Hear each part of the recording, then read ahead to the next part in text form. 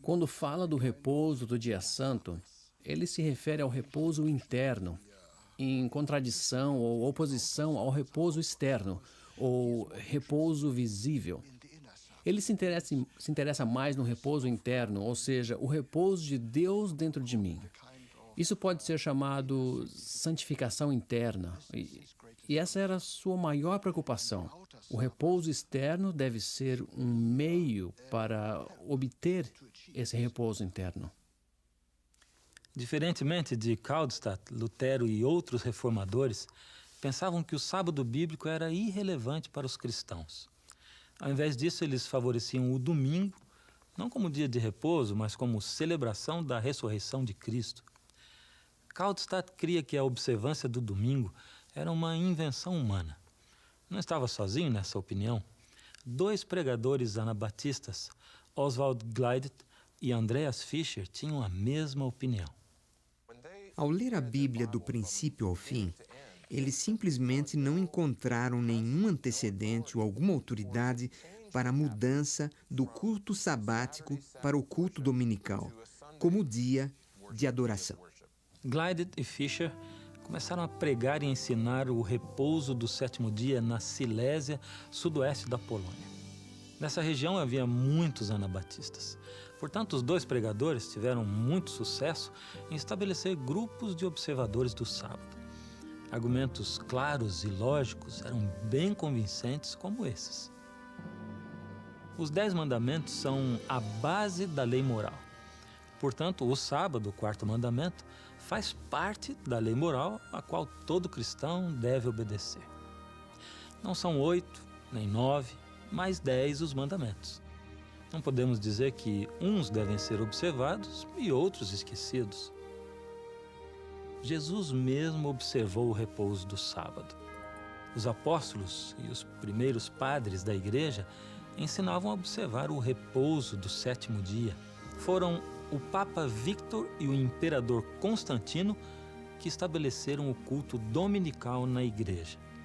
Por outro lado, Deus mesmo estabeleceu o culto sabático. Portanto, devemos guardar o sábado por amor a Deus. Nem Gleidet nem Fischer morreram de morte natural. Gleidet foi preso e levado a Viena, encarcerado, torturado e finalmente afogado no rio Danúbio, a sorte típica para um anabatista. Porém, o fim de Fischer foi diferente. Em 1529, Andreas Fischer e a esposa dele estavam na Eslováquia pregando entre os mineiros.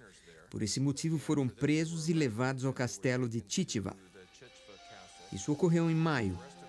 Estiveram aprisionados até agosto, quando foram submetidos a um tipo qualquer de julgamento. Ambos foram sentenciados à pena de morte, a esposa a ser afogada e Andreas a ser enforcado. E certamente a esposa foi tirada do cárcere e afogada. A execução de Andreas Fischer foi mesmo um assunto completamente diferente. Que ele foi enforcado, foi. E pendurado na torre do castelo. Ao que parece, ficou pendurado por horas. Porém, não morreu. Talvez a corda se rompeu. Quem sabe, alguns amigos a cortaram. Não há registro claro disso. O que está claro é que Andreas Fischer sobreviveu. Depois do escape misterioso da morte, ou poderíamos até dizer milagroso, de Andreas, ele trabalhou ainda por outros 10 anos como pastor itinerante. Esteve na Morávia, na Boêmia, na Eslováquia, e tudo indica que fez desta rota o seu circuito de pregação durante esses 10 anos. Em 1540, Andreas Fischer foi capturado e arrastado ao castelo Krasnaorka, no sul da Eslováquia. Dessa vez não houve julgamento, nem escapatória, nem sobrevivente. A verdade é que sempre houve pessoas observando o repouso do 7º dia em localidades espalhadas durante os séculos XV, XVI e XVII. Já mencionamos o caso da Rússia, Etiópia, Espanha e Índia. Mas para acharmos o exemplo mais notável, nos dirigiremos à Inglaterra. Ali o rei Henrique VIII pegou todo o sistema eclesiástico das mãos da Igreja Católica Romana. Tomou as catedrais, os mosteiros, os conventos. Ele também pegou toda a hierarquia, sacerdotes e bispos, pegou tudo e criou sua versão de uma igreja protestante nacional, a Igreja Anglicana. 8 pessoas morreram e muitos ficaram feridos quando uma grande arquibancada desmoronou-se no local conhecido como os Jardins de Paris, perto de Londres, em janeiro de 1583. Era um domingo à tarde e uma multidão havia se reunido para ver a mordicação de um urso. Esse espetáculo era cruel, horrível e desumano. Uma multidão aplaudia enquanto cães violentos atacavam um urso acorrentado.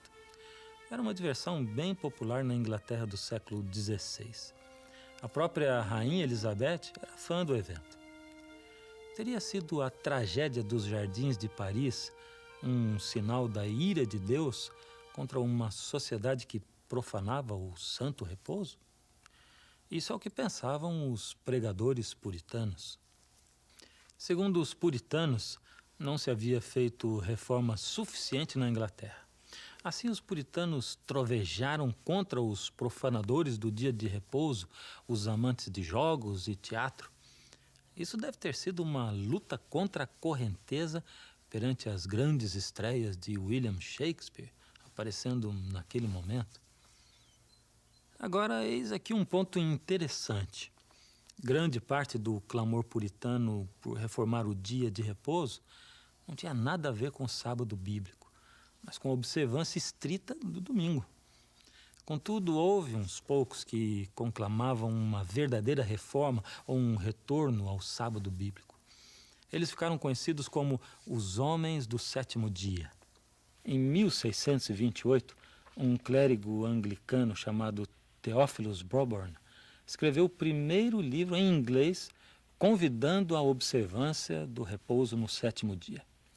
O seu livro, Discursos sobre o Dia do Sábado, formou os alicerces teológicos para um movimento que, de uma forma ou de outra, continuou até o século presente. É o sétimo dia, o repouso da criação, que devemos santificar. Se você puder me mostrar nas Escrituras que existe outro sétimo dia além daquele que chamamos de sábado, o último dia da semana, então eu serei persuadido de que o quarto mandamento se refere a outro sétimo dia além do sábado. A autoridade suprema da Bíblia era a base de Broborn para os argumentos do sábado. Ele insistia que o sábado é o sétimo dia da semana estabelecido pelo Deus Criador, o dia de repouso dos 10 mandamentos. Não me importa se você guarda o sábado, domingo ou a segunda-feira como dia santo. Porém, se respeitamos a Deus e as suas Escrituras, honremos o dia da sua própria escolha e não outro dia. O que ele disse tem nexo. Em 1660, o pastor Broborn publicou um panfleto no qual dizia que, naquela época, o maior conflito na igreja anglicana era a questão do sábado e do domingo. Então, sua maior esperança era que a igreja toda se convertesse da observância dominical ao repouso do sétimo dia.